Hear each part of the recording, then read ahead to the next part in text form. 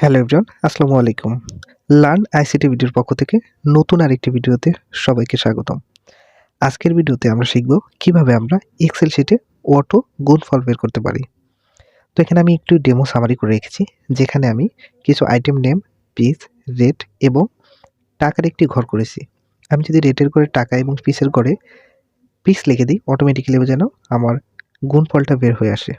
তো চলুন কিভাবে আমরা এই অটো গুণফলটা বের করব সেটা শিখে নেব। তার আগে বরাবরের মতো সবার কাছে রিকোয়েস্ট, আমার চ্যানেলটি যারা সাবস্ক্রাইব করেছে তাদেরকে অসংখ্য অসংখ্য ধন্যবাদ। আর যারা এখনও চ্যানেলটি সাবস্ক্রাইব করেননি, দয়া করে চ্যানেলটি সাবস্ক্রাইব করে নেবেন। ভিডিও শুরুতে আমি আমার ডেস্কটপ থেকে একটি এক্সেল ফাইল ওপেন করে নিব। ফাইলটি ওপেন হয়ে গেলে গত ক্লাসে আমরা শিখেছিলাম কিভাবে এক্সেল শিটে অটোমেটিক্যালি ডুপ্লিকেট ডাটাগুলো সিলেক্ট বা মার্ক করা যায়। তো দেখুন, আমি এই যে ডাটাটা ডিলিট করে দিলাম এবং উপরের যে সেম ডাটাটি রয়েছে আমি মাঝখানে টাইপ করে দিব। এখানে টাইপ করার পরে আমার কিন্তু অটোমেটিক্যালি ডাটাটা হাইলাইট হয়ে গেছে। তো যদি ক্লাসটি মিস করে থাকেন অবশ্যই দেখে আসবেন। তো চলুন আজকের ক্লাসটা শুরু করা যাক। এখানে আমি একটি ডেমো সামারি রেখেছি, যেখানে আইটেম নেম, পিস, রেট এবং টোটাল টাকা রয়েছে। এই সামারিতে আমি যদি এই পিসের ঘরে পিস এবং রেটের ঘরে রেটটা বসাই, তাহলে টোটাল টাকার ঘরে কিভাবে আমার অটোমেটিক্যালি ভাবে গুণফলটা চলে আসবে। তো আমি এখানে টাইপ করে নিচ্ছি। টাইপ করে নেওয়ার পর এখন আমি কিভাবে এটার সাথে এই রেটটা বা পিসের সাথে রেটটা গুণ করে এই টোটাল টাকার ঘরে টোটাল টাকাটা নামাবো, তার জন্য আমরা শুরুতে কি করব, কিবোর্ড থেকে ইকুয়াল টু প্রেস করে দিব। দেন এখন আমি এই পিসের সাথে রেটটা গুণ দিয়ে দেবো, তার জন্য আমি পিসে ক্লিক করে দিলাম। ক্লিক করে দেওয়ার পরে এখন কিবোর্ড থেকে গুণে একটা ক্লিক করে দিলাম।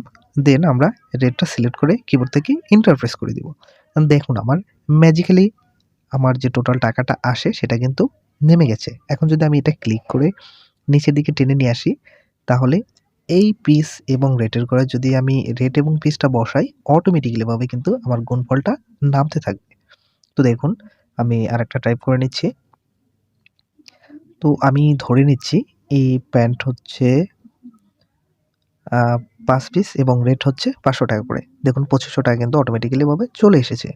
তো আমি শার্ট লিখে নিচ্ছি 6 পিস এবং রেট দিচ্ছি 400 টাকা করে।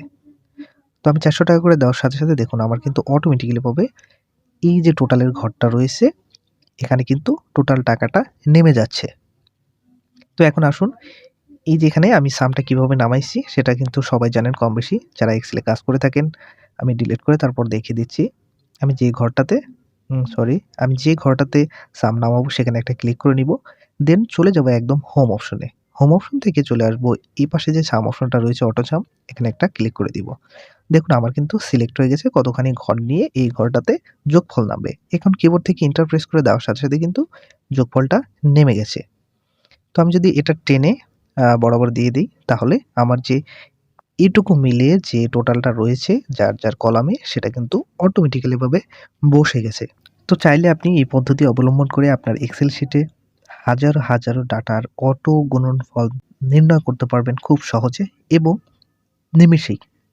তো এই ছিল আজকের ভিডিও।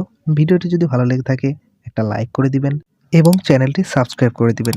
পাশে থাকা বেল আইকনটি প্রেস করতে ভুলবেন না পরবর্তী ক্লাসের জন্য। ধন্যবাদ সবাইকে। আসসালামু আলাইকুম।